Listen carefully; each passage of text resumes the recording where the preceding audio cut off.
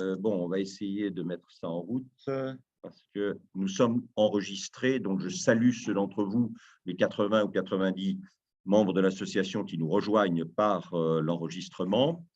Et donc, l'exposition, enfin, l'intervention d'aujourd'hui est un peu bizarre puisque, en fait, il s'agit d'une exposition qui est fermée. L'exposition s'est terminée le 10 janvier dernier. Très gentiment, Nicole et Sybille vous avez fait passer un mail dans lequel je vous recommandais d'aller voir l'exposition qui, personnellement, moi, m'a beaucoup frappé et touché, et j'y reviendrai un petit peu plus tard. Et c'est vrai que nous avons enchaîné des conférences un tout petit peu, pas contemporaines, mais un tout petit peu plus, disons, moderne et peut-être un peu plus exigeante entre Georgia O'Keeffe, Léa Albers et aujourd'hui Soutine de Kooning. Mais comme me disait très gentiment l'une d'entre vous qui est ici ce soir, mais on ne vient pas pour que vous nous parliez des gens qu'on connaît, on vient pour que vous nous parliez des gens qu'on ne connaît pas. Donc, voilà. Bon. Alors, quand même, regardez, hein, c'est fou. Et oui, la dame que vous voyez ici, au milieu, derrière la réflexion sur la mise en place d'une maquette d'un dôme, hein, cette dame, elle s'appelle Hélène de Kooning, parce qu'elle est la femme de Willem de Kooning. Et le monsieur qui est à droite, vous devriez le reconnaître à cause de toutes les photographies que vous avez vues la dernière fois, c'est Joseph Albers. Et donc, cette idée absolument essentielle de l'atelier, cette idée qu'au fond, il y a d'un côté le mythe de l'artiste maudit qu'on peut incarner dans un Van Gogh, par exemple, hein, mais il y a quand même aussi toute une autre partie de l'histoire de l'art qui fonctionne sur cette notion d'atelier, c'est-à-dire d'une créativité qui ne cesse de rebondir dans le contact avec et dans le questionnement d'une autre créativité. Et c'est vrai que les Albers sont arrivés, alors on est bien sûr, vous l'avez compris, on est au Black Mountain College, hein, bien sûr, créé donc à Asheville en Caroline du Nord. Et le personnage que vous avez, qui n'est ni Hélène de Kooning, ni Joseph Albers qui est là, le personnage qui est là, qui s'appelle Buckminster Fuller, était l'un des grands théoriciens du Black Mountain, disciple de John Dewey, dont nous avons parlé la dernière fois. Et il est en train d'expliquer comment, avec un matériau très simple et très bien mesuré, on peut construire une structure relativement ambitieuse comme le dôme qui est à leurs pieds. Je vous rappelle que le bâtiment du Black Mountain College a quand même été dessiné par Gropius. Hein. Donc ça, la présence des Albers, la présence de Gropius, c'est la fermeture du Bauhaus en 1933, bien sûr, et l'obligation de quitter l'Allemagne, Gropius pour le Massachusetts, Mies pour Chicago. Et regardez, c'est vraiment assez émouvant. Hein. On est dans les logements d'étudiants ou des gens qui viennent travailler au Black Mountain College pour se former artistiquement. Et dans une des chambres de ce logement, vous avez Hélène et William, bien sûr, en 1948. Et vous avez repéré que le nom de l'agglomération, de la commune sur le terrain de laquelle a été construit le Black Mountain College, dont je vous rappelle, pour ceux d'entre vous qui n'étaient pas éventuellement là la dernière fois, que aussi bien John Cage, que Merce Cunningham, que Robert Creeley, que Charles Olson, les très grands poètes, évidemment, tous ces gens-là étaient au Black Mountain College. Hein, voilà. Et donc, si le lieu d'installation du Black Mountain College, c'est la commune de Asheville, voilà, hein, vous avez un de Kooning qui, comme par hasard ici, s'appelle Asheville, qui date de 1948, comme par hasard aussi, et qui témoigne très probablement d'une sorte de gratitude de Kooning par rapport à la façon dont l'appartenance à la communauté de Black Mountain College a influencé sa création artistique. Alors, l'exposition a une origine double, hein, on va en reparler tout à l'heure plus longuement, mais elle a été présentée donc à l'Orangerie, puisque l'Orangerie possède une collection de soutines extrêmement importante à cause du fait qu'un des grands découvreurs de soutines, bien sûr, c'est Paul Guillaume, et que, vous le savez, l'Orangerie a été créée pour recevoir les nymphéas de Monet qui étaient déjà là et perpétuer la présence de ce que Malraux appelait la chapelle Sixtine de l'impressionnisme, et puis aussi, bien sûr, pour recevoir la collection Walter Guillaume. Et puis, le catalogue que vous voyez qui est assez remarquable d'ailleurs, hein, qui est là, c'est évidemment le catalogue parisien, avec une photo de Soutine en haut à droite qu'on retrouvera tout à l'heure, et le sous-titre que j'aime beaucoup, la peinture incarnée. Ça, pour moi, c'est très important. C'est une chose que j'ai vraiment, qui m'a beaucoup touché dans l'exposition, c'est cette sorte de côté charnel de la peinture, c'est-à-dire c'est le corps qui est engagé dans une gestuelle, et peut-être que la peinture témoigne plus encore de la gestuelle du corps que du monde qu'elle est censée représenter. Et ça, c'est quand même toujours l'histoire de la peinture. Dans la peinture, vous avez d'un côté un monde qu'il faut représenter ou qui demande à être représenté, et puis de l'autre, vous avez un corps de peintre qui, avec un bras, avec une présence physique, représente ce monde. Et quelquefois, chez Vermeer, c'est très clair que vous ne voyez pas le corps ni le bras de Vermeer, puisque si vous regardez la surface d'un tableau de Vermeer, il n'y a pas une trace. Alors que si vous regardez un tableau de Kooning, évidemment, voilà, et de Soutine, d'une certaine façon aussi, on y revient dans un instant. Et puis, ce que vous voyez à droite, c'est le catalogue de l'exposition à la Fondation Barnes, parce qu'en fait, l'exposition est une coproduction Fondation Barnes et Orangerie, enfin Orsay, bien sûr. Je vous rappelle que la Fondation Barnes, on en reparlera tout à l'heure, a pendant longtemps été installée dans un faubourg résidentiel de Philadelphie, et qu'il a fallu 40 ans pratiquement pour que les habitants du faubourg résidentiel obtiennent l'obligation pour la Fondation Barnes de se déplacer parce qu'ils n'en pouvaient plus des cars de touristes qui, pour préserver la climatisation en été et le chauffage en hiver, faisaient tourner les moteurs à longueur de journée, et c'était insupportable. Et donc finalement, et alors vous le savez, nous avons vu la Fondation Barnes à Paris parce que entre la fin de Marion et puis l'ouverture du somptueux bâtiment reproduisant exactement le bâtiment de Marion en plein centre de Philadelphie, au début de l'avenue qui conduit jusqu'au musée des Beaux-Arts de Philadelphie, qui est un des plus beaux musées des États-Unis. Entre la fermeture de l'un et l'ouverture de l'autre, il y a une période dans laquelle la collection a circulé dans le monde entier pour faire de l'argent, pour financer, bien sûr, les travaux. Même si Barnes, vous le savez, on en reparlera, a laissé énormément d'argent. Et donc ici, vous avez le catalogue à droite de la version Fondation Barnes, qui s'appelait Conversation in Paint, conversation en peinture.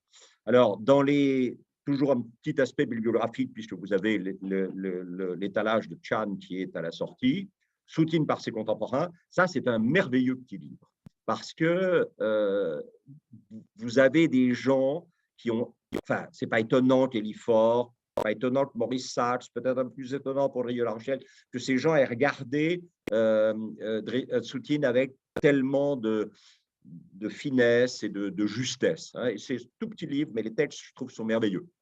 Alors ensuite, évidemment, pour venir plus vers Willem de Kooning, Annie Cohen-Solal, dont vous avez peut-être eu l'occasion de lire la biographie de Picasso qui vient de sortir autour du thème de Picasso étranger et comment Picasso a vécu cette étrangeté en France et comment la France a vécu l'étrangeté de Picasso.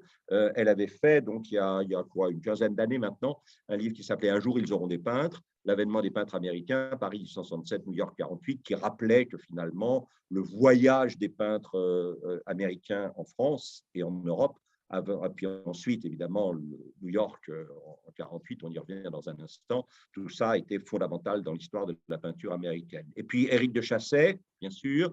Éric de Chassey, vous savez, c'est l'ancien directeur de l'Académie de France à Rome, c'est-à-dire la Villa Médicis, qui a fait ce très beau livre sur ce qu'il appelle la peinture efficace, une histoire de l'abstraction aux États-Unis, et qui vient de publier une méditation assez remarquable, je trouve, sur l'abstraction avec ou sans raison.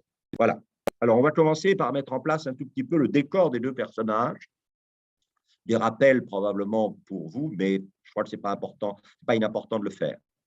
Voilà, Chaim Soutine, alors ça m'émeut toujours, on ne sait pas quand il est né. Enfin, il est probablement né en 1893, peut-être né en 1894 dans un shtetl. Alors, si vous êtes de tradition juive, évidemment, vous voyez tout de suite ce que ça veut dire. Le shtetl désigne en yiddish un quartier juif, plutôt dans une ville ou dans une communauté de l'Est européen. Et je vous ai rapporté là, ce n'est pas la synagogue dans laquelle Chaim a été élevé dans sa foi, disons, familiale et traditionnelle, mais on peut imaginer que dans la petite ville où il est né, Smilavici, en Biélorussie, il y avait une synagogue en bois comme ça dans le quartier juif.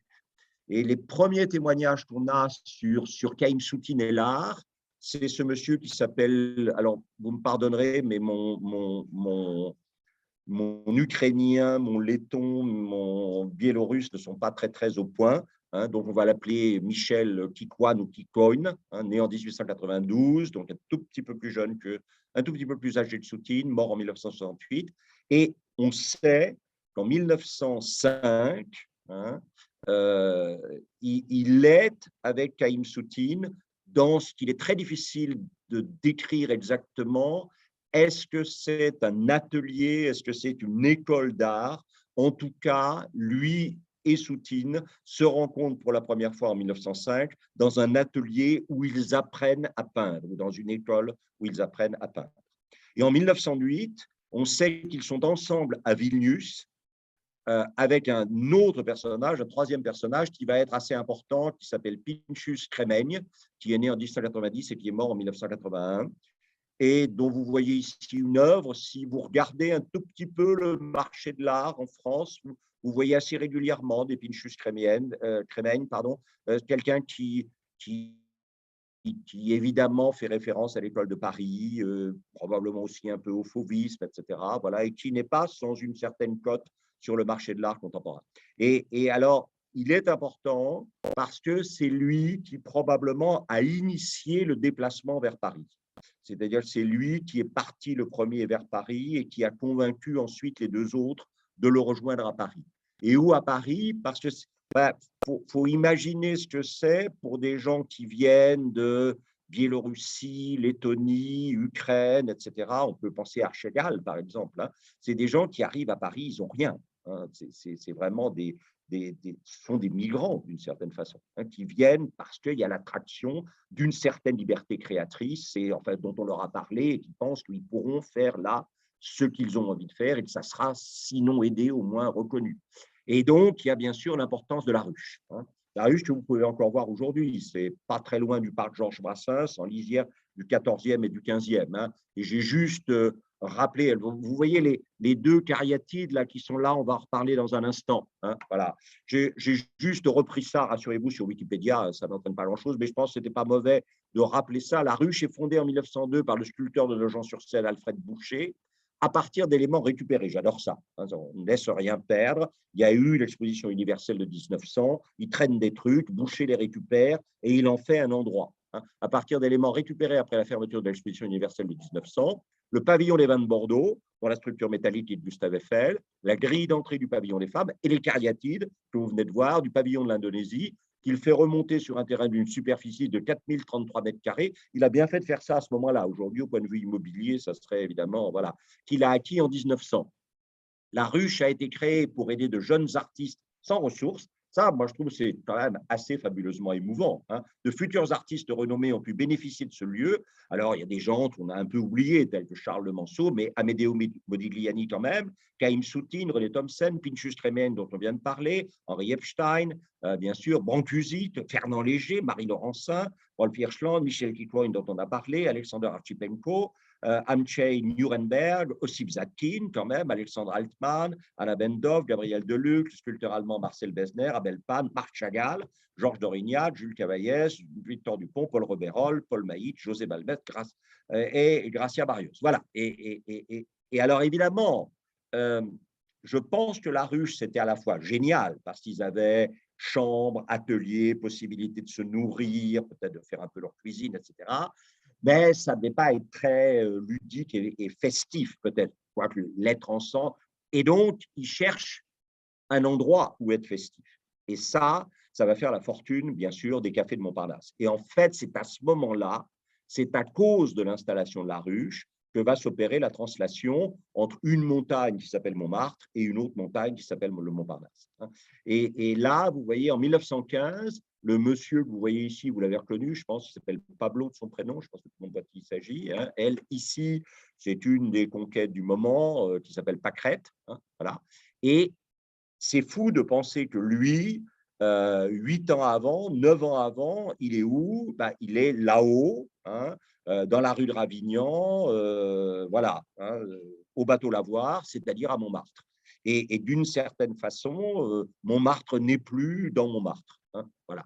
Et quand vous regardez cette photo qui date de 1916, vous avez effectivement Modigliani à gauche, Picasso au centre, puis André Salmon, qui quand même, avec l'autre André Breton, c'est des présences absolument essentielles dans la création théorique et pratique du surréalisme.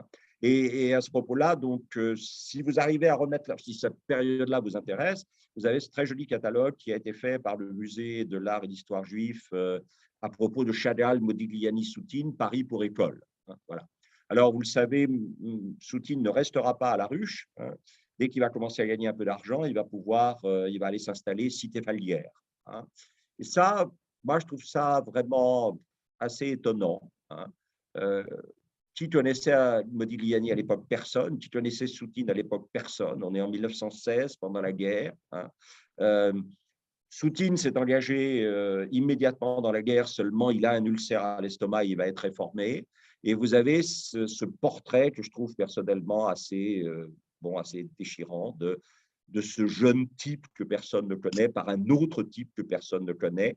Et ce type que personne ne connaît, qui le peint, lui témoigne de son amitié, de son regard. Et alors là, il y a un personnage extrêmement important qui s'appelle Léopold Zborowski, qui va devenir le marchand de Modigliani et auquel Modigliani va dire « T'intéresser à moi, c'est bien, mais t'intéresser à Soutine, ça serait bien aussi. » Et donc, Zborowski va devenir le marchand de Soutine. C'est grâce à l'argent de Zborowski que Soutine va pouvoir quitter la ruche et s'installer à la cité Falguière. Et donc, en 1918, il est enfin engagé dans la peinture, puisque, après avoir été engagé volontaire et réformé à cause de son ulcère à l'estomac, il peut effectivement commencer à mener une carrière de peintre qui n'est pas facile, mais qui, grâce à Zborowski et derrière Zborowski, Modigliani, commence effectivement à lui permettre de vivre de manière décente. Et c'est là où se produit le miracle, c'est-à-dire que l'arrivée d'Albert Barnes.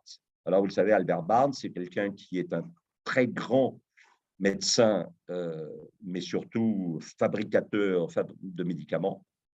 Il va mettre au point une série de médicaments contre les maladies vénériennes qui vont évidemment lui apporter une fortune. Et cette fortune, il va l'investir dans une collection absolument fabuleuse d'art moderne et contemporain pour l'époque, dont il mettait systématiquement des exemples dans ses laboratoires pour créer, parmi les gens qui travaillaient pour lui dans les laboratoires pharmaceutiques dont il était propriétaire, un esprit d'innovation, de recherche et d'ouverture constante sur le différent, le nouveau, etc. Alors, pour vous donner un exemple, bien sûr, vous savez, Salon d'automne 1905, il y a en présence deux choses. D'un côté, le retour d'un atelier essentiel, un atelier à deux personnes, mais un atelier essentiel quand même, qui est l'atelier Derain-Matisse, ou Matisse-Derain plus exactement, à Collioure pendant l'été 1905, où ils vont inventer ensemble le fauvisme. Et ils reviennent, et au Salon d'automne, on expose, comme le diront un certain nombre de critiques, les hurlements des fauves de couleur sur les murs. Et puis, dans un coin du salon de 1905, il y a des gens, je ne peux pas raconter toute l'histoire, mais qui ont hérité du bain turc de Ingres, et il y a le bain turc de Ingres qui est là. Et alors, évidemment, le public se divise entre les gens qui disent « Oh là là, qu'est-ce que c'est souvent le bain turc, c'est du Rubens mal dit. » Heureusement qu'il y a ces gens qui nous font cette manière nouvelle de peindre les couleurs, etc. À une époque où, évidemment, la photographie ayant maîtrisé la forme, la couleur reste le seul lieu où la photographie n'a pas encore finalement pris sa place, et donc la photographie devient la niche, où la couleur devient la niche, où la peinture peut se réfugier. Et puis, de l'autre côté, évidemment, des gens qui disent « Ah là là, quand on voit ces couleurs, quand on voit ces tableaux de couleurs si mal dessinés, ma petite sœur en aurait fait autant. Heureusement qu'il y a le peinture. Ça, madame, c'est de la peinture, etc. etc. » Et Matisse, vous le savez, va décider de faire un ingre fauviste ou un faux ingresque, c'est-à-dire, évidemment, le bonheur de vivre que vous voyez là. Cette espèce que Nicolas de Cuse aurait appelé la coincidentia oppositorum, la réconciliation des contraires. Et ça, c'est acheté immédiatement par Gertrude Stein, qui, je vous le rappelle, pendant ce temps-là, est en train de se faire son portrait par un jeune qui débute, qui s'appelle Pablo Picasso. C'est fou, c'est fou. Les gens qui achètent le bonheur de vivre de Matisse, tout en se faisant faire le portrait par Picasso. Et il se trouve, vous le savez, qu'en 1914, Leo Stein va partir vivre avec un monsieur à Florence et que pendant ce temps-là, évidemment, Gertrude, au 27 de la rue de Fleurus, installera son amie IE Alice Betoclas et il faudra se partager le magot, c'est-à-dire la collection de tableaux. Et une partie des tableaux seront vendus pour permettre à Leo de partir à Florence et pour permettre à Stein de lui racheter sa part, etc. Et donc, finalement, Barnes récupérera le bonheur de vivre de 1906 de Matisse et l'aura dans sa collection. Vous le voyez aujourd'hui, si vous allez à la Fondation Barnes à Philadelphie, vous le voyez. Juste parce qu'on a beaucoup parlé de l'intérieur des Morozov. Bon, mais quand vous regardez l'intérieur du 27 rue de Fleurus, hein, quand même, vous avez reconnu les Picasso, les Matisse, le portrait de Stein par, de Gertrude par, etc.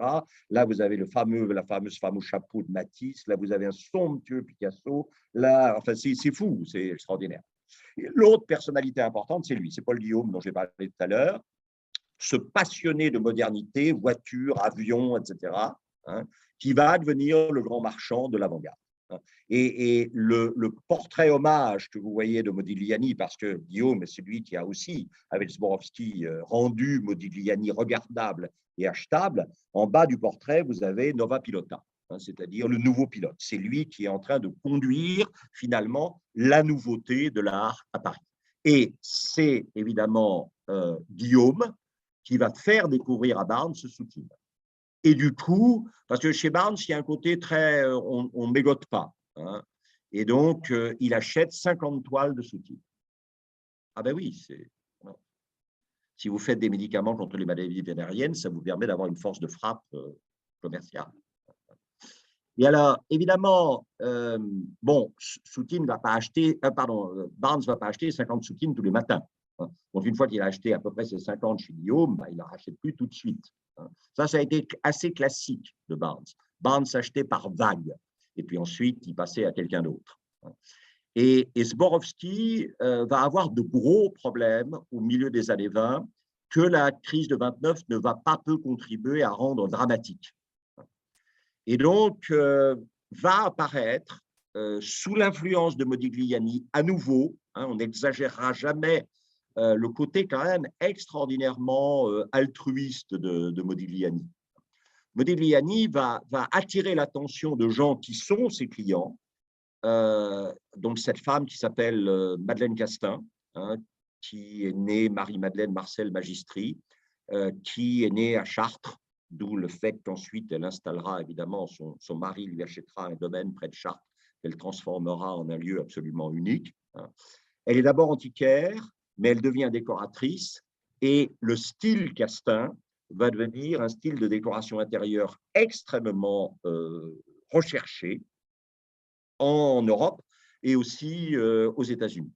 Là, vous avez un portrait d'elle par Soutine vers 1929 parce que son attention, une fois attirée, son attention à elle et celle de son mari, une fois attirée par Modigliani sur Soutine, ils vont devenir des acheteurs, là aussi, un peu systémiques de Soutine. Vous trouverez à la sortie une très jolie biographie de Madeleine Castin, mécène à Montparnasse, décoratrice à Saint-Germain-des-Prés, par Jean-Noël Liot. Vous ne trouverez pas le catalogue de l'exposition qui est là, mais je n'ai pas résisté au plaisir de vous mettre la couverture du catalogue parce qu'il y a là cette phrase merveilleuse « Je fais des maisons comme d'autres écrivent des poèmes ». Et entre son domaine de l'Ève, près de Chartres, que lui avait acheté par surprise son mari, et puis la galerie de la rue Jacob et leur appartement parisien, elle a influencé le goût à la fois de gens qui qui lui ont confié la décoration intérieure de leurs appartements ou de leurs maisons. Et puis, bien sûr, elle a orienté le regard de ces gens qui avaient quelques moyens vers les peintres qu'elle aimait, et en particulier Soutine. Ce qui veut dire que, ayant rencontré les Castaing en 1925, ça va lui permettre à lui de mettre la crise de 29 entre parenthèses. En particulier, il ne dépendra plus de Zborowski parce que Zborowski va perdre tout son argent et ne pourrait plus lui être d'aucune utilité. Et grâce au Castaing, il va faire sa première exposition personnelle aux États-Unis, à Chicago. Et c'est en probablement 36-37 qu'il va s'installer Villa Seurat dans le 14e. Alors, la Villa Seurat, c'est tout près du parc Montsouris, c'est un endroit où il vaut la peine de se promener parce que les maisons sont assez étonnantes. La plupart des maisons ont été réalisées par un monsieur qui s'appelait André Lursa. Alors, André Lursa, c'est le frère de quelqu'un que vous connaissez forcément, hein, célèbre à la fois par la peinture et la tapisserie, Jean Lursa, bien sûr. Hein. Et André Lursa, quand vous voyez le bâtiment qui est à droite, le bâtiment qui est à gauche, au début, celui de droite, c'est celui où Soutine a loué un appartement. Mais quand vous voyez les deux premiers bâtiments de gauche et le bâtiment de droite, vous pensez à quelqu'un. Et ce n'est pas étonnant, effectivement. André Lursa avait été l'élève de Robert Malestévins. Et ça se sent, ça se voit. Je veux dire, hein. Voilà. Si vous connaissez la rue du Docteur Blanche, dans le 16e, on est là en plein là-dedans. Alors, c'est dans cette maison-là qu'il a ramené vers 1937-38 une femme dont certains critiques de Soutine pensent que c'est le portrait que vous voyez là est un portrait de cette femme, Gerda Michaelis Groth, hein, mais on n'est pas sûr.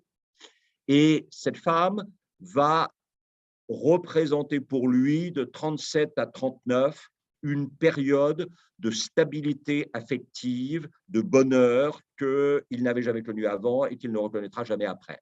Hein. Apparemment, tous les gens qui connaissent Soutine, moi j'ai appris, hein, bien sûr, comme toujours, Gerda, tu as été cette nuit ma garde, tu es garde, et maintenant c'est moi qui te garde. Hein, c'est-à-dire que visiblement, quand il l'a ramenée chez elle la première fois, elle a été pour lui quelqu'un d'extraordinairement protecteur, voilà, qui l'a rassuré, qui l'a apaisé, et du coup, il l'a gardé auprès de lui. Et donc, ce bonheur avec garde a duré entre 1937 et 1940. Être immigré à Paris en 1940, surtout si on est immigré juif et qu'on vient de l'Est, ce n'est pas une situation très enviable. Et donc, Gerda va disparaître, elle va être internée, elle sera finalement libérée sans que Soutine soit vraiment intervenu pour aider à sa libération.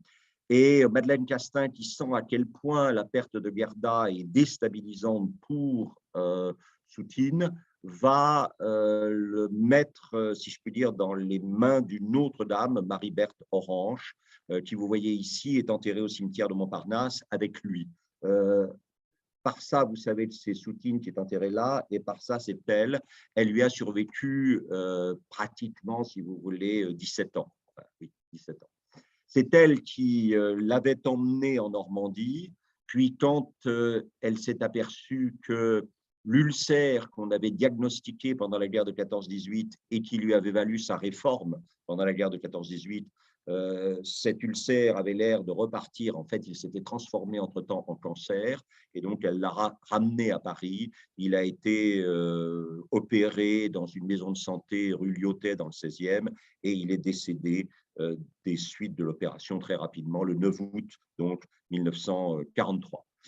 Voilà. Alors, du côté de Willem de Kooning, c'est un autre monde. Hein. Il naît le 27 avril 1904 et il naît à Rotterdam. Et tout de suite, c'est quelqu'un qui va avoir à la fois un traumatisme familial, le divorce extrêmement violent étendu de ses parents, et une préoccupation, la création artistique, l'apprentissage de l'art et des arts décoratifs. Et il va faire ça à l'Académie des arts visuels et des sciences techniques, qui s'appelle maintenant, depuis 1998, l'Académie Willem de Kooning.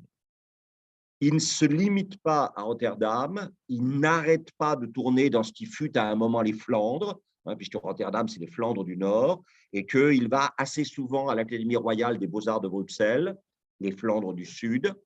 Et on peut dire qu'entre, en gros, 1916 et 1926, il y a le traumatisme du divorce des parents, des errances assez constantes dans les Flandres, à la recherche de formations théoriques et pratiques d'art, disons, noble.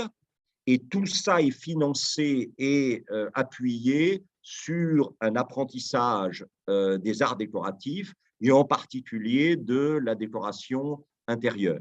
Vous le savez, à l'époque, tous les grands magasins, ici à Paris, la Samaritaine, le Bon Marché, on en avait parlé lors de l'exposition de Giacometti, tous les grands magasins avaient un département de décoration intérieure, fabrication de papier peint, de tapis, de meubles, etc. Et le magasin que vous voyez là était le grand magasin chic de Rotterdam à l'époque. Il s'appelait Cohn Donnet. Et il y avait là un monsieur qui était directeur du département de la décoration intérieure qui s'appelait Bernard Romein.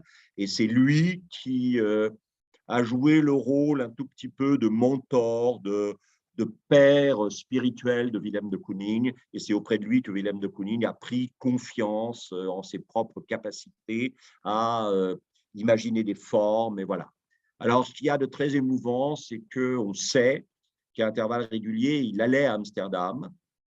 Et que quand il allait à Amsterdam, c'était bien sûr pour voir l'ensemble du Rijksmuseum, mais c'était en particulier pour contempler un tableau de Rembrandt auquel il tenait particulièrement. Bon, vous l'avez reconnu, bien sûr, c'est La fiancée juive. Hein. On n'est pas sûr du tout que, comme la critique l'a dit longtemps, ce soit Titus qui soit à gauche et la femme de Titus qui soit à droite. Mais bon, voilà. En tout cas, ce qui, je crois, était important pour de Kooning, c'est cette compréhension, là aussi, de comment il y a la tension qui est inévitable dans la peinture entre l'intellectualité du dessin et le côté charnel de la manipulation de l'épaisseur de la couleur et du matériau pictural de la couleur. Et si vous connaissez La fiancée juive, vous savez bien, j'ai retrouvé un détail ici, qu'au fond, il y a une épaisseur de la peinture et un travail visible du pinceau dans la construction de la matière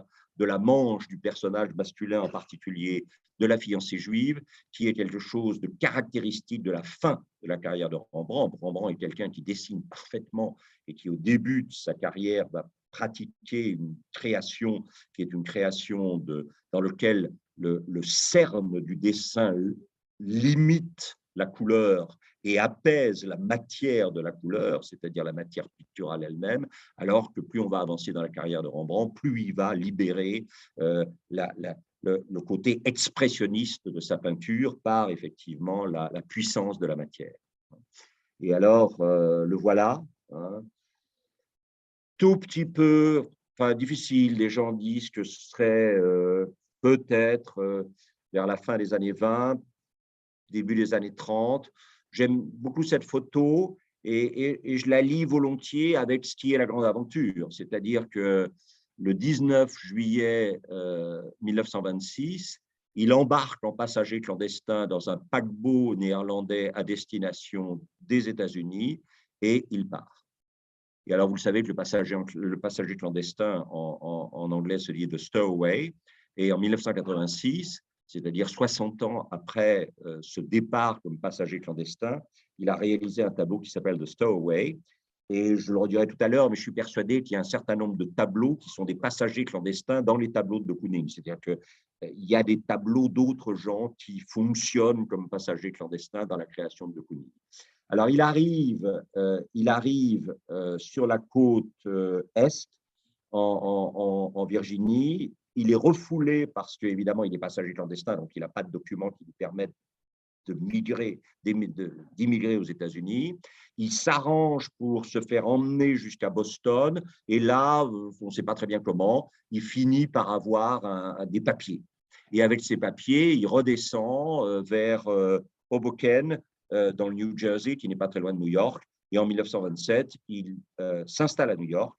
Et là, se souvenant de son travail de décoration intérieure et des techniques qu'il a dû apprendre, de peinture, de bâtiments, etc., bien, il va gagner sa vie comme peintre en bâtiment parmi d'autres activités commerciales. Et évidemment, New York, inutile de vous dire que c'est quoi? C'est bon, c'est The Village, hein, c'est-à-dire au sud-est, légèrement Soho, South Houston Street, au nord, le Village, et puis un peu au nord, Chelsea. Et c'est dans ce quartier-là, bien sûr, de New York, qu'il va s'installer et bouger. Et c'est là qu'il va rencontrer les personnes qui vont le conforter dans l'idée de peindre. Et parmi ces personnes, vous avez quelqu'un que personnellement j'aime beaucoup, qui s'appelle Stuart Davis, hein, né en 92, mort en 64, avec ici son Lucky Strike, hein, c'est-à-dire qu'il s'agit d'un paquet de tabac, hein, que, d'une certaine façon, Stuart Davis a fendu, et au lieu de lui conserver sa forme volumétrique, il l'a étalé à plat, et ensuite il l'a peint, produisant cette impression d'imbrication de différentes surfaces qui n'est pas sans souvenir chez Stuart Davis, évidemment, du cubisme européen. Le Café du Coin, hein, que j'aime beaucoup, avec son petit côté décor de théâtre et voilà, images, bon, et puis quand même une influence assez nette du surréalisme avec son batteur 2, hein, qui date de 28, numéro 4. L'autre grande personnalité qu'il va rencontrer, c'est ce monsieur qui partage avec lui la notion, enfin l'expérience de la migration vers les États-Unis à partir de l'Est européen, hein, plutôt sud-est. Hein. Il s'agit d'Archil Gorky, né en 4 et mort en 48, qui est arméno-américain, extrêmement soucieux d'un regard sur Picasso, visiblement, et sur le surréalisme en général. Et puis, ça, c'est assez émouvant, c'est 37, on est dans l'atelier de Gorky, et vous avez Archil Gorky qui pose la main sur l'épaule de Willem de Kooning pour, en quelque sorte, une sorte d'adoubement, hein. De Kooning émerge de ses activités commerciales de gagner son pain en étant peintre en bâtiment pour être reconnu par quelqu'un qui a déjà à l'époque, lui, un statut d'artiste complètement avant-gardiste, mais néanmoins reconnu par les avant-gardes comme l'un des leurs, qui est Gorky. Et vous voyez le tableau qui est à l'arrière dans la photo ici, est un tableau qui s'appelle Organization, qui date de 33, entre 33 et 36. Là aussi, je n'ai pas rapporté, je n'ai pas pu rapporter toutes les… Mais c'est clair que certaines des représentations de Picasso, du peintre et de son modèle des années 30 ont visiblement été longuement regardées par Gorky. Et donc, on peut dire que entre 29 et 31, il est dans la bohème artistique new-yorkaise, il gagne sa vie beaucoup en faisant, encore une fois, ce n'est pas des petits boulots, c'est une vraie activité professionnelle de peintre en bâtiment. Il dit bien d'ailleurs, il dit « je passe ma semaine à peindre et donc je n'ai pas le temps de peindre ». Et la phrase est très claire, il passe sa semaine à peindre des appartements, etc. Bon, et donc il n'a pas le temps de peindre pour lui. Et alors, bon, on entre dans les années 30 et là, on ne peut pas faire l'économie de, évidemment, Roosevelt. Et on ne peut pas faire l'économie du WPA. Hein. Alors, il y a ici, dans cette salle, des victimes qui ont suivi le cours sur le WPA dans la Cagne d'Henri IV il y a longtemps. Hein. Mais c'est évidemment le moment où Roosevelt, dans le New Deal, a l'intuition d'une sorte de prise de contrôle de l'activité économique de l'ensemble des États-Unis par le pouvoir fédéral. C'est-à-dire le pouvoir fédéral investit massivement dans les États et en investissement massivement dans les États, il va évidemment permettre à des gens qui étaient les victimes chômeuses de la crise de 29 de récupérer un travail et de retrouver un salaire et une dignité. Ça s'appelle dans un premier temps le Works Progress Administration en 1935, puis ça viendra le Work Projects Administration en 1939. Et ça peut aller de ce qu'on a appelé les grands travaux, hein, les autoroutes, la réfection des bords de rivières, etc.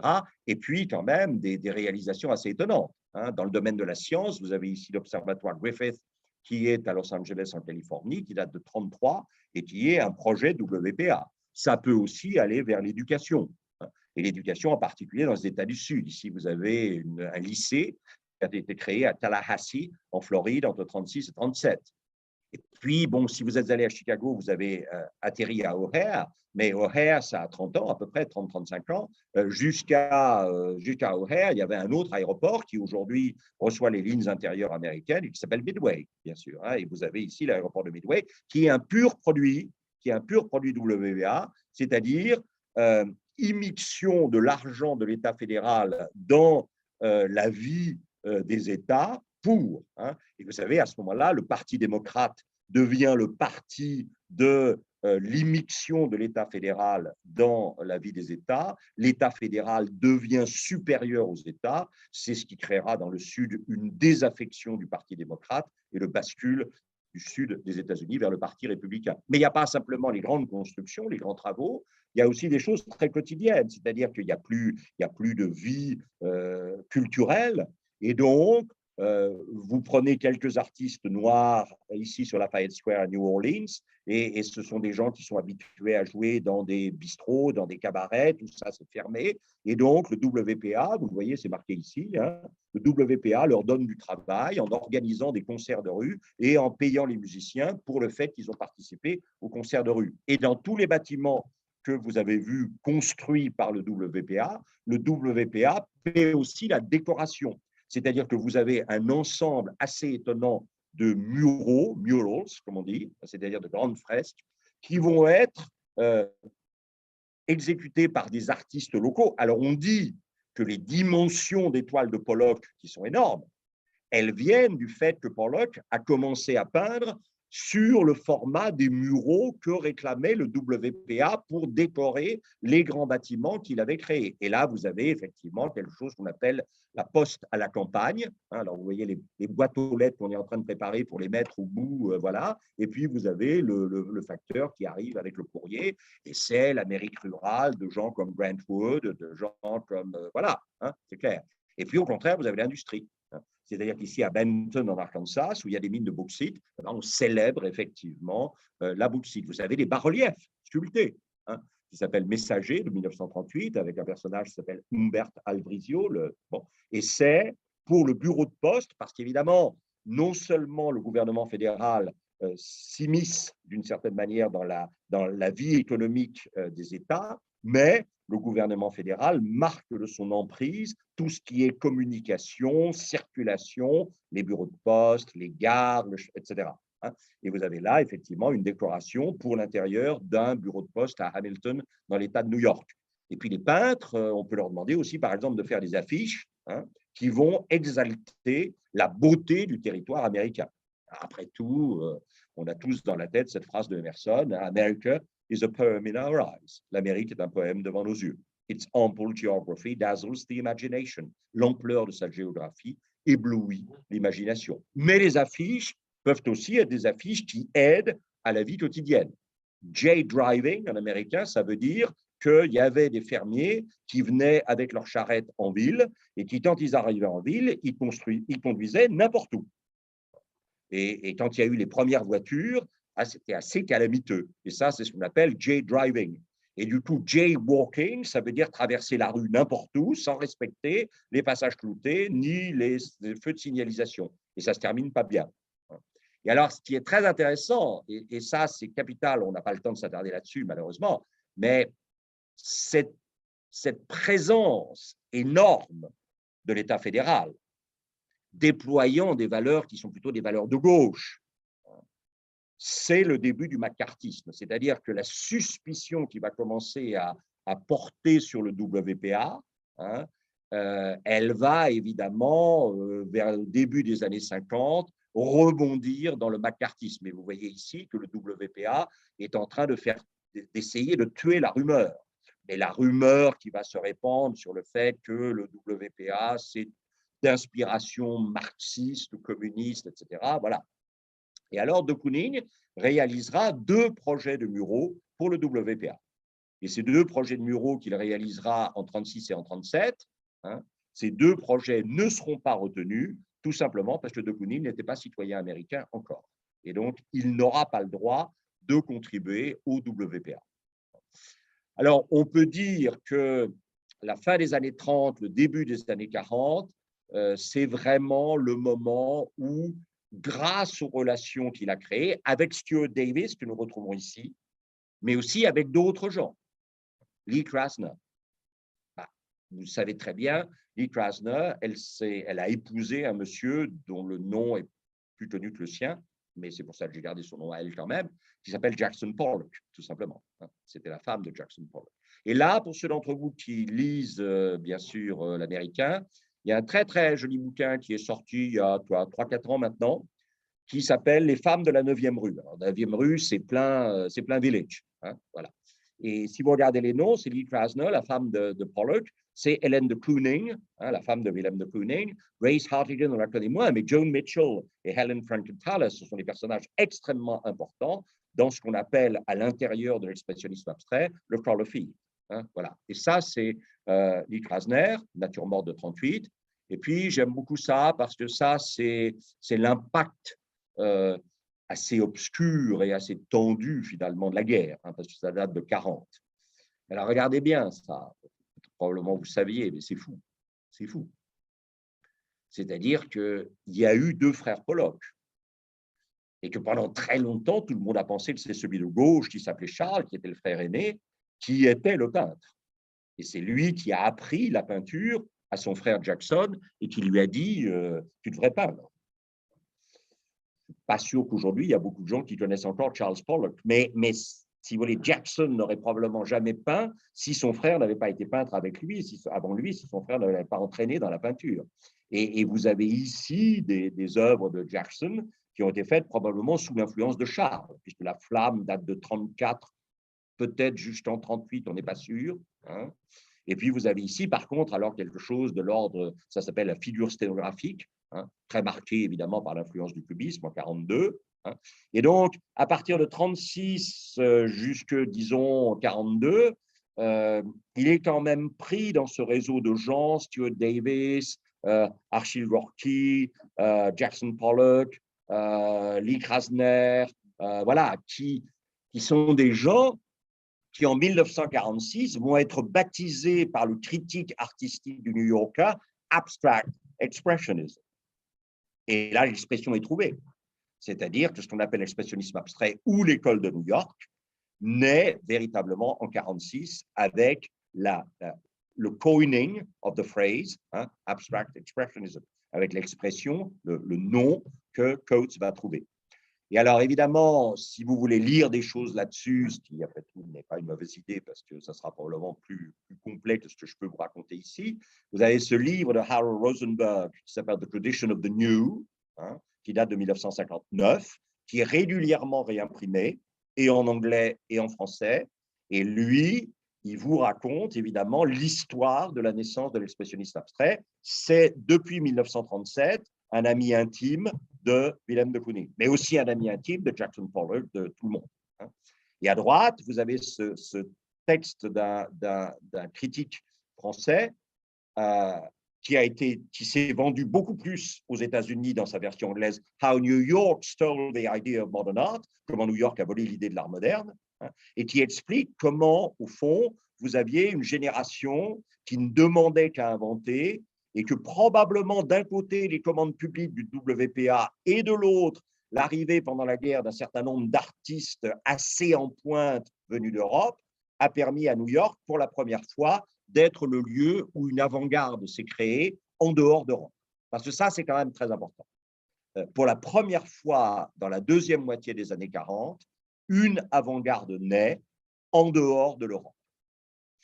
Si vous réfléchissez à l'impressionnisme, à l'expressionnisme, avec Munich, avec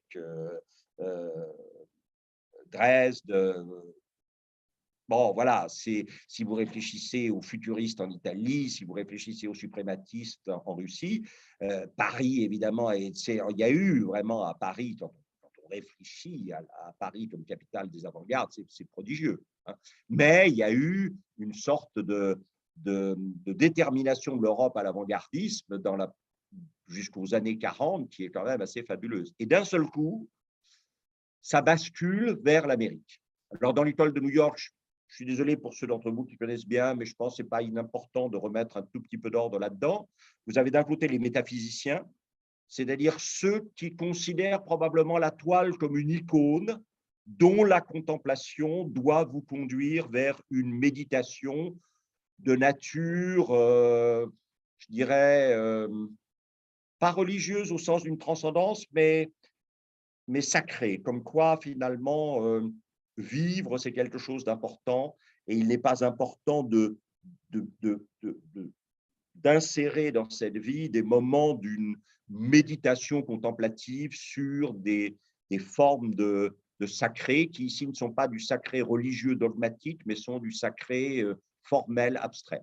Mark Rothko, donc, qui vient de Lettonie, qui se suicidera en 1970 et qui va créer ces tableaux assez étonnants. Là, j'avais fait l'année dernière, pendant le confinement, une heure, une œuvre consacrée à Rothko que vous pourrez peut-être récupérer en voyant avec l'association. Et j'avais insisté, ce sur quoi tout le monde insiste, hein, ça n'a aucune originalité, mais c'est évidemment la densité assez extraordinaire des différentes masses, hein, de couleurs dont on peut, je n'ai pas le temps de le refaire maintenant, mais dont on sait, en suivant la création de Rothko, qu'à l'origine, ces grandes zones colorées géométriques étaient en fait, dans de la peinture figurative, des présences, hein, des personnages. Les personnages ont perdu leur côté anecdotique pour devenir simplement des présences suggérées et matérialisées par. Et vous voyez qu'au centre, vous avez une densité extrêmement forte, mais que tout le problème, évidemment, c'est ce qu'on appelle en anglais fraying, c'est-à-dire c'est l'effrangement de la périphérie, hein, et qu'au fond, c'est une leçon absolument fabuleuse sur le fait que nous n'aspirons qu'à une seule chose, c'est une solidité intérieure, et que cette solidité intérieure nous donne la possibilité de cet effrangement à la périphérie qui nous permettra de rejoindre l'autre et d'être rejoint par lui. Ça, c'est Rothko. Alors, Barnett Newman, bien sûr, c'est lui, c'est l'américain, avec le zip newmanien, et c'est cette idée qu'au fond, ce qui compte, c'est quand quelque chose se sépare ou se fend.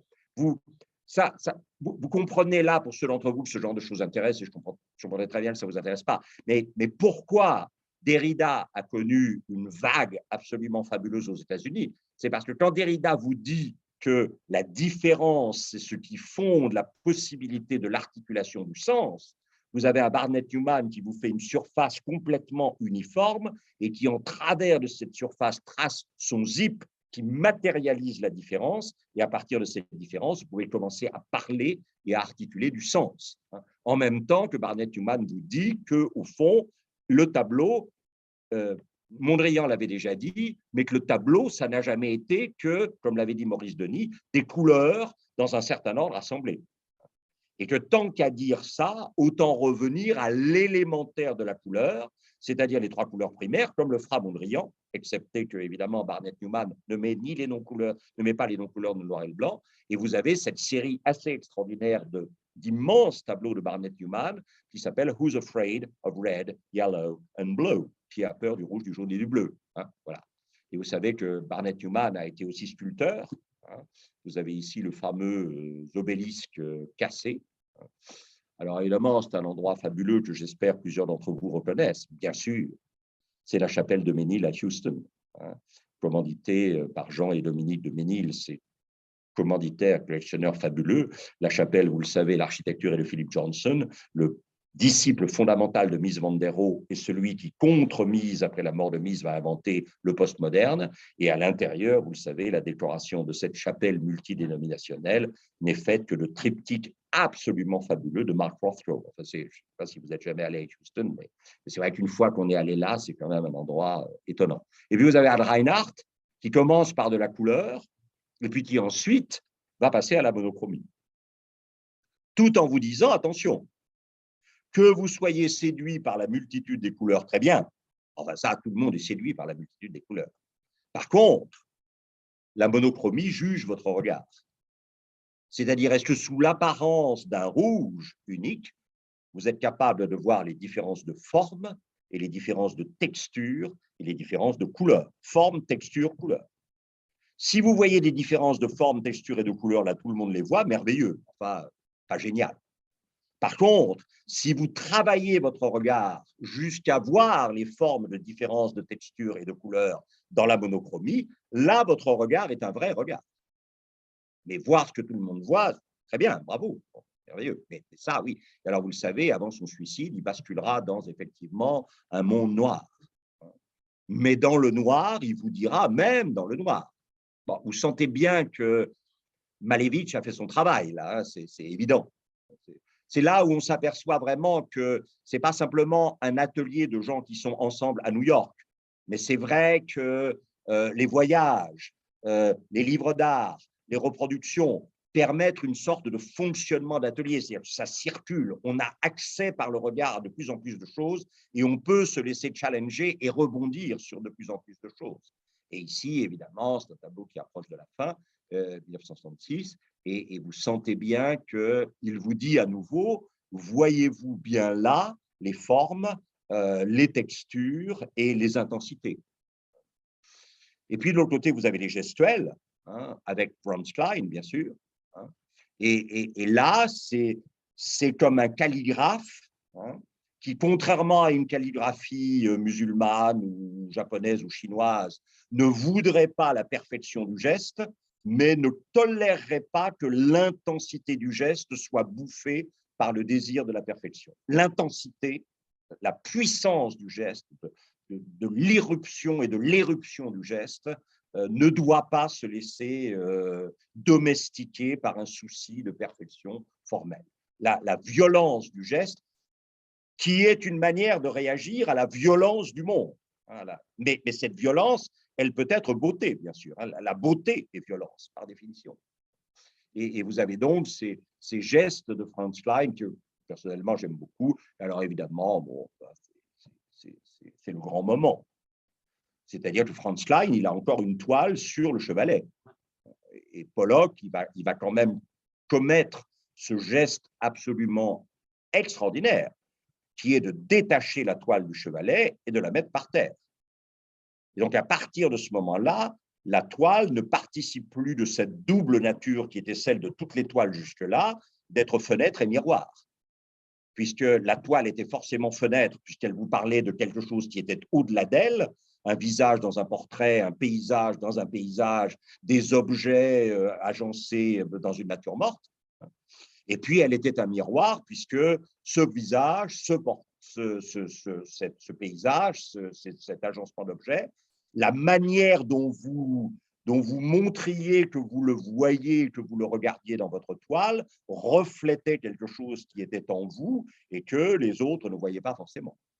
Et là, quand vous mettez la toile voilà, par terre, hein, et que autour, vous mettez des pots de peinture, que vous trempez dans les pots de peinture des brosses, des balais, des manches à balai, et que vous faites gicler tout ça sur la toile. Alors, gicler, je rappelle, c'est dripping, hein, et vous faites gicler ça partout, all over.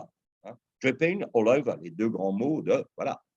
Et au départ, Pollock avait été un peintre de chevalet, très marqué par le surréalisme, mais peintre de chevalet. Ce que vous voyez ici, qui est au centre Pompidou, la femme lune coupe le cercle de 43, là, on était encore dans de la peinture de chevalet. Et puis, à un moment, Pollock, peut-être influencé effectivement par les Ahahli, hein, par les sorciers navajos, qui, quand quelqu'un est malade, la maladie d'un Navajo est considérée comme une rupture d'harmonie de l'individu avec l'harmonie du monde. Et donc, on met l'individu au centre d'un cercle, et puis autour de ce cercle, on reconstitue avec du sable peint, on reconstitue une image harmonieuse de l'univers. Et parce que le personnage malade est au milieu, et que sa disharmonie maladive est incluse progressivement dans une image de l'harmonie du monde, le personnage est censé être guéri. Et apparemment, ce travail des Ahakli, des sorciers navajos, enfin des hommes médecine navajos, a fasciné Pollock, qui est le premier grand peintre américain à venir non pas de la côte Est, mais du Wyoming, hein, du bout du monde. Et alors, on a cette chance fabuleuse qu'il y avait un jeune photographe d'origine allemande, Hans Namath, qui vivait à ce moment-là à New York et qui a dit à Pollock, est-ce que je peux te prendre en photo? Parce qu'au fond, vous voyez bien que ce qui compte, c'est le geste plutôt que le résultat. Et on revient là sur cet aspect charnel dont on a parlé tout à l'heure. Ce qui compte, ça n'est pas tant le résultat, le tableau, ou le rapport que le tableau entretient avec le réel, c'est le rapport que le tableau entretient avec la gestuelle du peintre, avec la présence charnelle du peintre. C'est ça. Et donc, le comment est beaucoup plus important que le pourquoi. Et quand j'étais en philo, il y a très longtemps, juste avant la guerre avec les Esquimaux, comme dirait Salinja, hein, j'avais un prof de philo qui nous disait, messieurs, vous voyez que ça date beaucoup, hein, jusqu'à Jean-Paul Sartre, l'essence passait de l'existence. Depuis Jean-Paul Sartre, l'existence passait de l'essence. Je n'ai rien compris, j'ai répété ça dans ma copie de bac, pas une très bonne note, Dieu merci. Et il m'a fallu arriver à Pollock pour comprendre.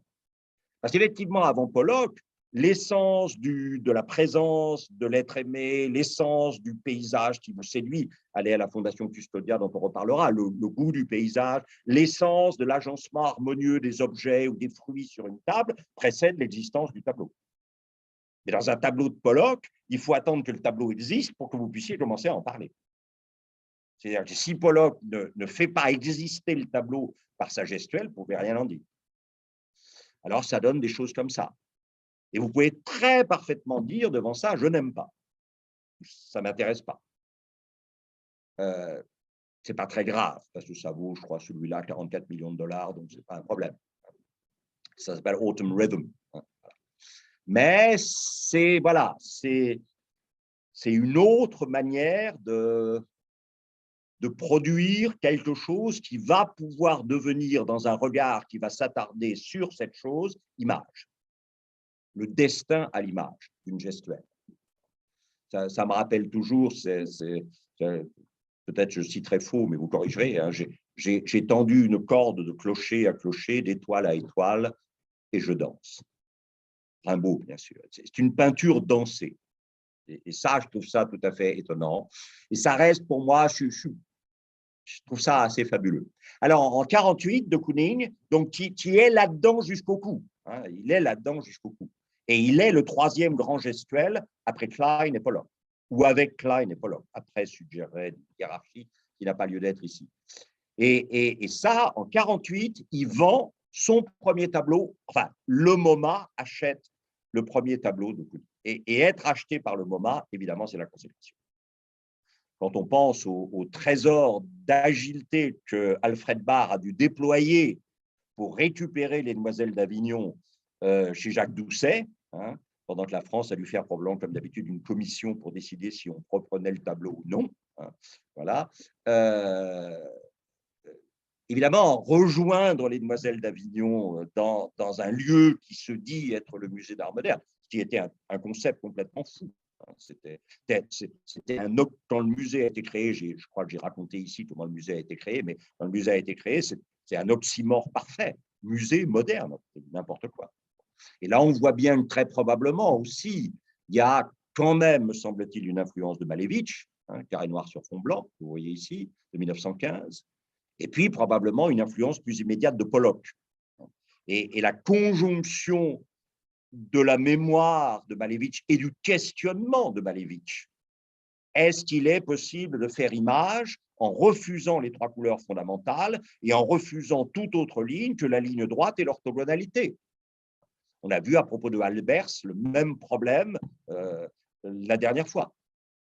Et c'est, là aussi, encore une fois, la peinture, on va y revenir dans un instant, est-ce que ça a un rapport avec le monde ou est-ce que ça a un rapport avec des peintures qui vous ont précédé et sur lesquelles vous êtes constamment en train de méditer pour voir comment vous pouvez rebondir à partir d'elles?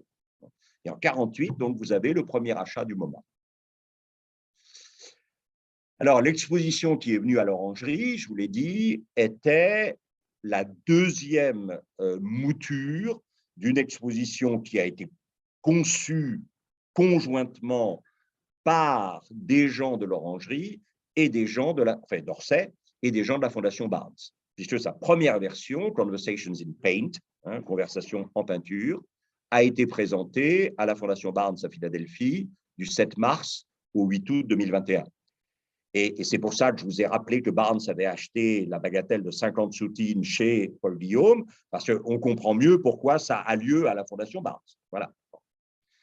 Beaux-Arts, mais malheureusement, Chan s'est trouvé confronté à, je crois, malheureusement, il est épuisé. Beaux-Arts était le seul des magazines dont nous parlons systématiquement à chaque rencontre qui avait fait un hors-série consacré à l'exposition. Et vous avez ici Caïm Soutine au Blanc, dans la petite ville du Blanc, en France, en 1927. avec un animal écorché, et puis sa communiante ou sa mariée de 24. Et puis ici, bien sûr, une des femmes de Koonin dont nous allons parler, qui est ici vue en 1952, et cette femme donc, qui date aussi de 1952. Alors, 1952, c'est important parce que une des questions que pose l'exposition, qui ouvrait l'exposition, c'est comment de Koonin découvre Soutine. Alors, de Koonin découvre Soutine de 3 manières. Une première manière un peu flottante, séduit, mais séduit est probablement séduction et adhésion, mais pas véritablement engagement. C'est-à-dire que oui, je vois des Soutines dans les années 30, dans les galeries de Manhattan, ouais, bon voilà, mais ça ne détermine pas une sorte d'attachement, d'adhésion qui va faire de Soutine quelqu'un de très important pour Koonin, on le verra tout à l'heure. Alors, le premier grand moment, n'oubliez pas, en 1948, il vend son premier tableau au MoMA, et en 1950, il y a une énorme rétrospective Soutine au MoMA, toujours Alfred Barr, et là, Koonin est ébloui. D'où, quand en 1952, la Fondation Barnes fait une énorme exposition monographique consacrée à Soutine, Koonin quitte évidemment New York et va à Philadelphie pour voir, enfin à Marion à l'époque, pour voir l'exposition. Et il y a cet assez extraordinaire portrait de 1918 dont je ne sais pas si vous avez vu, il y a un autre personne, c'est comme si le portrait était double, que Soutine était en train de se peindre, mais qu'il y avait un autre personnage. C'est très étonnant. Et en 1978, 60 ans après cet autoportrait de Soutine, Willem de Koonin prononce cette phrase absolument étonnante. The more I try to be like Soutine, the more original I get. C'est-à-dire, plus j'essaie d'être comme Soutine, plus je deviens original. Comme si la présence de Soutine était la planche d'appel pour un rebond dans l'originalité. Et ça, c'est étonnant. Et alors là, je suis désolé, vous n'êtes pas obligé de me croire, mais pour moi, c'est évident que là, c'est l'illustration parfaite de peut-être la phrase la plus fondamentale qu'ait jamais prononcée Picasso: les bons artistes copient, les grands artistes volent. Alors, vous interpréterez voler comme vous voulez, mais c'est une phrase absolument fabuleuse. Et Picasso n'a fait que ça. Enfin, Picasso n'a fait que ça. Non, il a fait beaucoup d'autres choses, mais il a fait ça aussi. Parce que le grand problème de Picasso, c'est comment organiser simultanément la présence d'une inspiratrice en déclin et d'une inspiratrice dont l'influence est montante. Picasso, pour être sûr d'être inspiré, a souvent eu 2 inspiratrices au feu simultanément. Une qui s'en allait et une autre qui apparaissait. Alors, celle qui s'en allait à un moment, c'était Olga Kotlova, et celle qui apparaissait, c'était Marie-Thérèse Walter. Et puis Marie-Thérèse Walter, qui était apparue, à un moment, elle a disparu au profit de Dora Maar. Je ne pense pas que c'était très bon pour ces dames. Là, je pense qu'il y aurait beaucoup à écrire sur. Mais en même temps, je pense qu'il faut rappeler une chose, c'est que Picasso est persuadé que on peut ne pas être d'accord avec ça. C'est Picasso, on n'est pas forcément, pas parce que je cite que je… Voilà. Mais Picasso pensait très certainement que la fidélité érotique conduisait à la répétition esthétique. Et que comme Picasso n'avait qu'une obsession qui était de ne pas se répéter, il fallait passer par une infidélité érotique pour rebondir dans une nouveauté esthétique. Et quand vous comparez les tableaux, je n'ai pas rapporté ici parce que ça aurait été trop long, mais quand vous comparez les portraits qu'il fait simultanément de Marie-Thérèse et de Dora en 1937, vous voyez bien que Marie-Thérèse est tout entière dans les rondeurs, dans les courbes et dans les ballons, et que Dora est tout entière dans les pointes, dans les angles et dans les perçants. C'est extraordinaire. Il vous dit, je ne peux pas rester enfermé dans les ballons, dans les courbes. Alors là, le problème est autre. Françoise Gillot, vous le savez, voulait peindre. Pablo ne voulait pas qu'elle peigne. Elle a donc pris ses bagages et elle est partie. Elle est partie en Californie. Elle a épousé un monsieur qui s'appelle le Dr. Salk, qui avait découvert le vaccin contre la poliomyélite. Et si jamais vous avez vu le Salk Institute, pas très loin de San Diego, un des plus grands chefs-d'œuvre de l'architecte Louis Kahn, eh bien, vous comprendrez que Françoise Gillot, finalement, a bien fait quitter Pablo, probablement. Et là, Jacqueline Roch, qui savait bien qu'il ne faisait pas bon être une ancienne de Picasso pour sa santé psychologique, elle finira, vous le savez d'ailleurs elle-même, par se suicider, et elle avait vu probablement la schizophrénie de Dora devenir de plus en plus nette, Jacqueline Roch a hésité à s'installer, à prendre la place de Françoise. Seulement ça veut dire qu'il faut que Picasso travaille sans inspiration. Parce que, alors, il y a une chose qui est essentielle chez Picasso, c'est le travail. Le reste ne m'intéresse pas beaucoup. Et donc, il lui faut travailler sans inspiration, puisqu'il n'y a pas de muse inspiratrice. Alors, comment vous travaillez sans inspiration? Vous allez voir du déjà là. Et comme je le dis souvent dans mes séminaires sur l'innovation, vous bidouillez du déjà là. Et vous prenez par exemple Le déjeuner sur l'herbe, 1862-63, Édouard Manet, et vous faites Le déjeuner sur l'herbe de Picasso. Mais ça ne s'arrête pas là, vous en faites un deuxième, puis un troisième, quatrième. Parce que Picasso travaille.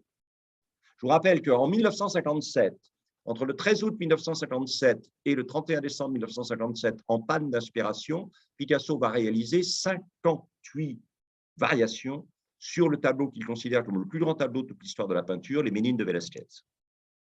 Et rien que pour ça, le musée de Barcelone est essentiel, parce qu'au musée de Barcelone, vous avez en permanence une salle qui est consacrée aux variations sur les Ménines de Picasso. Et vous avez à l'entrée de la salle une reproduction grandeur nature des Ménines de Velázquez qui sont, comme vous le savez, au Prado. Et ensuite, vous avez une salle entière consacrée à. Et regardez encore, hein, puis on ne va pas s'arrêter en si bon chemin. Et comme Picasso est un très grand dessinateur, on pourra passer par le dessin. Mais comme c'est aussi un céramiste, on pourra passer par la céramique. Et comme c'est enfin un sculpteur, dans les jardins du Moderna Museet à Stockholm, évidemment, vous aurez la mise en sculpture du déjeuner sur l'herbe sur le mode de la variation. Je n'ai pas d'inspiration, mais ça ne veut pas dire pour ça qu'il ne faut pas que je travaille. Et alors ça, pour moi, si j'avais voulu le formuler, je ne pourrais pas le mieux formuler que comme ça. Picasso vous dit, attention, si vous attendez d'être inspiré pour travailler, ce n'est pas bon. L'inspiration, c'est ce qui rémunère le travail, pas ce qui précède le travail. C'est un problème, là. Plus vous travaillez, plus vous serez inspiré. Et donc, il va inventer cette phrase, « Good artists copy, great artists steal », les bons artistes copient, les grands artistes volent. Alors, évidemment, pour moi, c'est très émouvant parce que je crois que plusieurs personnes ici savent l'importance pour moi de T.S. Eliot. Eliot citait « Immature poets imitate, mature poets steal », en 30. Mais il avait emprunté ça à un grand poète métaphysicien anglais du XVIIe siècle, Philip Passenger, qui disait la même chose. Et ça, cette idée qu'au fond, l'inspiration de la création artistique ne vient pas tant du réel que d'autres créations artistiques qui vous ont précédé, ça va être l'obsession d'un très grand universitaire américain qui s'appelle Harold Bloom, qui va donc publier ce livre qui s'appelle The Anxiety of Influence, première édition 73, édition définitive 97, et traduction française en 2013. En fait, l'œuvre n'a pas tant de rapport, alors qu'elle apparaît en avoir, avec le réel, qu'elle n'a de rapport avec d'autres œuvres qui l'ont précédée, auxquelles à la fois elle rend hommage et qu'elle subvertit. C'est ce qu'on appelle, chez Bloom, intertextualité, l'intertextualité. C'est entre des œuvres que se produit la création artistique. Voilà. Et là, vous avez une femme de Kooning, 49-50, et alors, c'est ce regard qu'il va porter sur cette idée que ce qui compte, ce n'est pas de rendre compte du réel tel qu'il est, mais c'est de rendre compte du réel tel qu'il s'enfonce dans mes tripes au moment où il m'apparaît. Il faut rendre compte de cette espèce de bouleversement que le réel, normalement, devrait provoquer en chacun d'entre nous. Et vous, il vous bouleverse encore. Moi, malheureusement, je suis un vieux habitué. Et ça, c'est dramatique. Soutine vous dit, si vous êtes un vieux habitué, et si ça ne vous foie pas jusqu'au centre de vous-même qu'il y ait un réel plutôt que rien, alors ce n'est pas la peine. Et ça peut se passer à propos de présence, on l'a vu, la fille de ferme de Soutine en 19, et puis la reine de cœur de Kooning en 43-46. Regardez ces anges roses de Kooning en 45, ces formes, est-ce que c'est une scène d'érotisme? Moi, j'y verrais assez volontiers, mais peut-être que c'est moi qui suis obsédé, mais j'y verrais assez volontiers une scène érotique dont l'absence d'harmonie, dont le côté tendu traduit quelque chose qui est de l'ordre du rapport entre, évidemment, Eros et Thanatos, probablement. Et quand vous regardez ce que Soutine fait d'une vue d'au-dessus de Cérès, qui est une ville, évidemment, du Roussillon, où il a beaucoup, beaucoup traîné ses guêtres, c'est assez fabuleux. Alors moi, je dois dire que j'ai été ravi de l'exposition parce que je n'avais pas, très honnêtement, re-regardé Soutine depuis longtemps et j'avais un peu oublié à quel point Soutine, c'est quand même assez extraordinaire. Et regardez ça. Je ne sais pas si vous sentez le travail étonnant de métamorphose du paysage en presque des corps et des présences. On dirait presque là, vous avez un personnage qui a des jambes et qui est en train de se lever, un autre personnage qui surgit ici, alors que c'est des maisons, ça s'appelle le village, ça date de 23. Et cette sorte de métamorphose du réel est quand même assez étonnante. Avec, regardez, alors évidemment, chez les femmes de Kooning, vous voyez comment les yeux qui sont là vont se retrouver en d'autres, en doublement des yeux à la hauteur des seins, comment la bouche qui est là va se retrouver entre nombril et sexe comme une sorte de quoi, angoisse, de castration, je ne sais pas. Mais ce qui compte, ce n'est pas de décrire le réel. Ce qui compte, c'est d'arriver à donner une forme à l'émotion que me procure ce réel. Alors forcément, quelque chose du réel restera, parce que l'émotion n'existerait pas sans le réel. Mais l'émotion, par définition, c'est quelque chose qui est une distorsion. Et donc, voilà, et regardez le haut du tableau que je vous ai montré tout à l'heure, là, celui sur le village, quand même assez étonnant.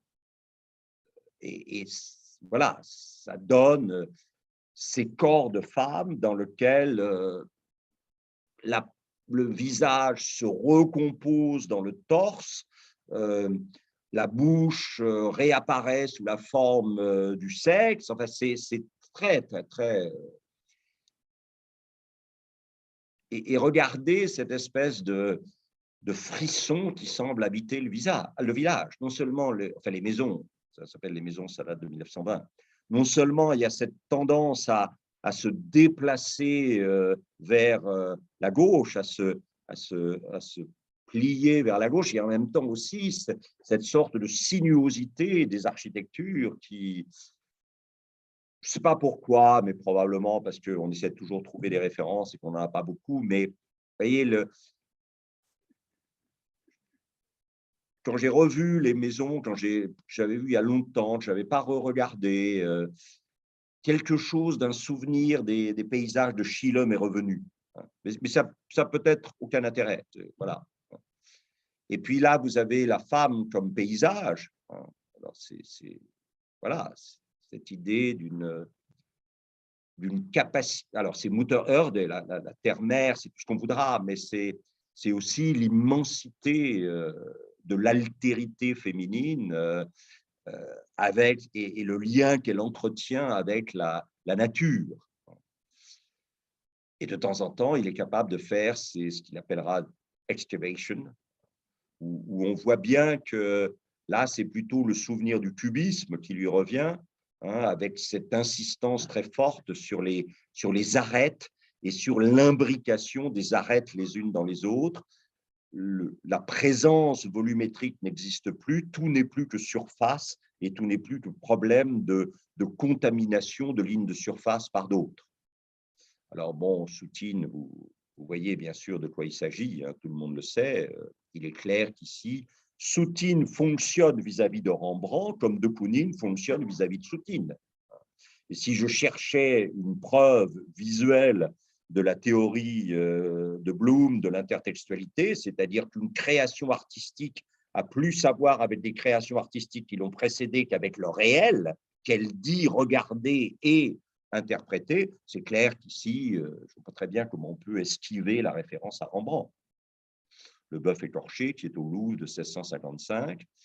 Et je pense que c'est la combinaison, enfin c'est parce que Kooning sait bien que quand Soutine fait le bœuf écorché, il pense à Rembrandt, qu'il regarde probablement et Rembrandt et Soutine, et qui fait ces espèces de corps écorchés féminins qui sont assez étonnants. Avec ce visage, puis ces deux grands pans de chair rose de chaque côté, avec l'axe creux du centre. C'est voilà. Et on revient évidemment à la table avec Soutine en 19. Et dans une conférence qu'il avait donnée en 49, Kooning, il a cette phrase que moi je trouve très belle. Flesh is the reason oil paint was invented. C'est à cause de la chair que la peinture à l'huile a été inventée. Et si vous réfléchissez à ce qui a précédé la peinture à l'huile, c'est-à-dire la tempéra, c'est-à-dire la dissolution des pigments dans le blanc et dans le jaune d'œuf, qui, je vous le rappelle, ne permet pas de repentir. C'est une couche très mince que vous déposez sur ou le panneau de bois recouvert d'un apprêt, plus tard la toile, mais la couche de tempéra est extrêmement fine et elle ne supporte aucun repentir et elle ne supporte aucun malaxage par le pinceau et même parfois chez certains peintres par les doigts et par le voilà. C'est l'impression que la peinture crée une sorte de distance presque sanitaire entre vous et éventuellement l'objet du désir. Et c'est clair qu'avec la peinture à l'huile, vous pouvez mettre une grosse masse qu'on appelle l'empattement, une grosse masse de peinture à l'huile sur la toile, et puis ensuite vous pouvez évidemment, avec le pinceau, avec les doigts, il dit qu'à la fin de sa vie, Rembrandt peignait avec ses doigts aussi, en fait, c'est tout à fait, bon, voilà.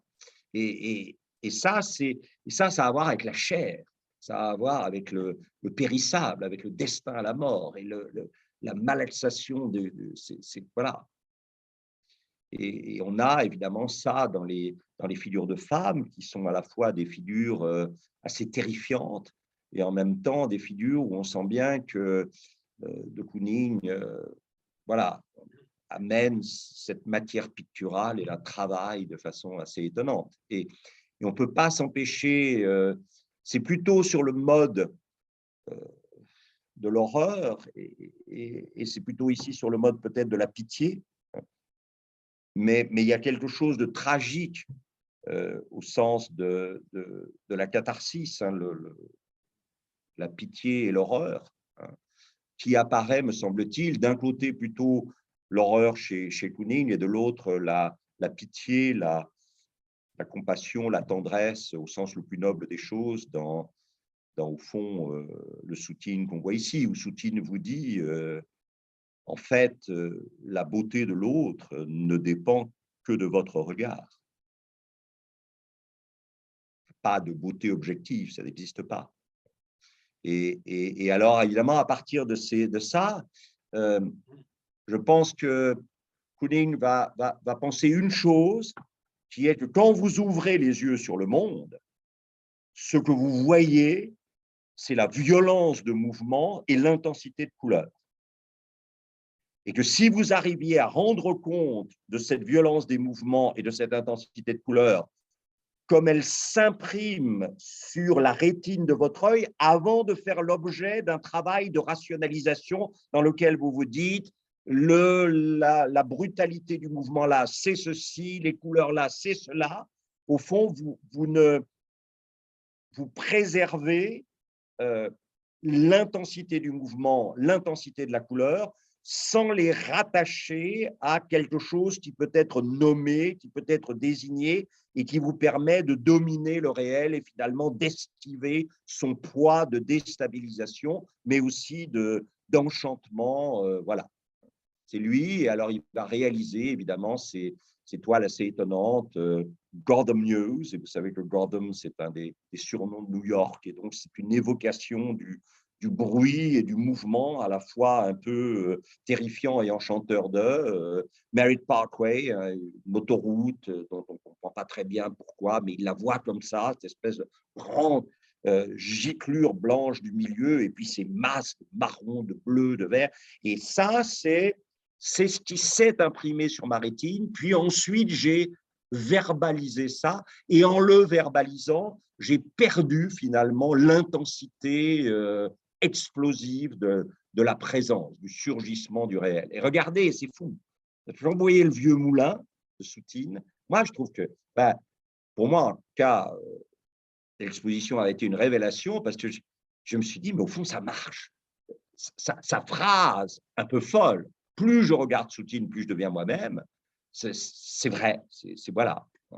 Et donc, vous avez ces tableaux sans titre, mais donc, c'est ça, j'ouvre les yeux, et là, le réel m'arrive en plein dans la rétine, sous la forme de mouvements, de couleurs, etc.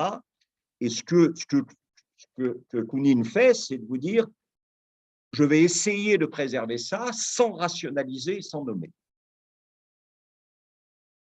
Moi, je trouve ça assez magnifique, je dois dire. Mais bon, peut-être j'ai tort, peu importe. L'arrière-cour sur la 10e rue à New York. Puis celui-ci, j'aime beaucoup, mais malheureusement, pour ceux d'entre vous qui connaissent bien le Whitney à New York, il est toujours exposé au Whitney à New York, et c'est un de mes tableaux préférés de Kounine. Mais le chromatisme de la... J'ai cherché, j'ai hésité entre 3 ou 4 reproductions sur Google, et aucune n'est véritablement satisfaisante. Celle-là est la moins satisfaisante. Le moins insatisfaisante, le jaune n'est pas suffisamment. Par contre, le rose est très juste. Et les éléments de bleuté derrière le rose sont très justes, au moins par rapport à mon souvenir. Alors peut-être que je me souviens mal. Voilà. Mais vous voyez, ça, c'est...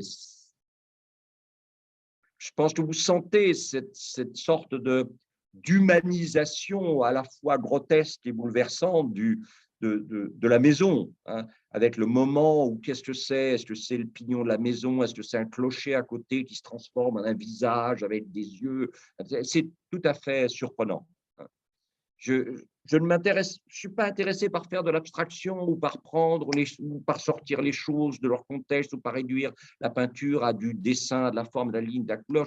Je peins de la manière dont je peins parce que je peux continuer à mettre de plus en plus de choses dans ma peinture. Mettre de plus en plus de choses, ça veut dire accueillir de plus en plus de choses qui viennent dans cet impact immédiat du réel sur mon œil, hein, comme le drame, la douleur, la colère, l'amour, une présence, un cheval, mes idées de l'espace.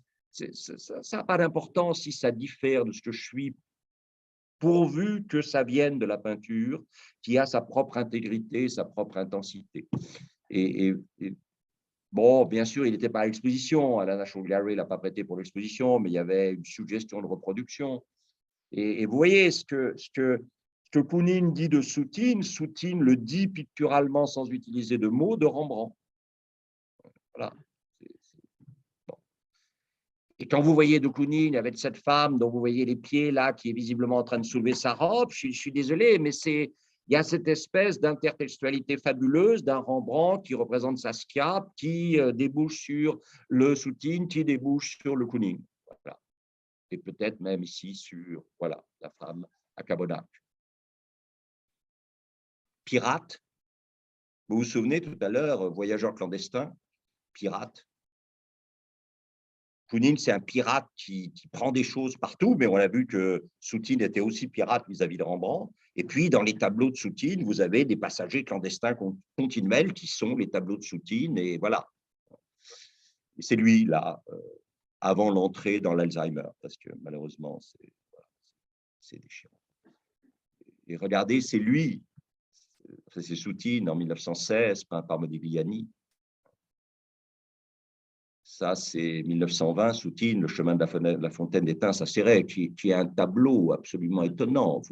Vous devinez encore le paysage, mais au premier plan, vous ne savez plus si c'est un homme qui marche de profil, un animal. C'est prodigieux.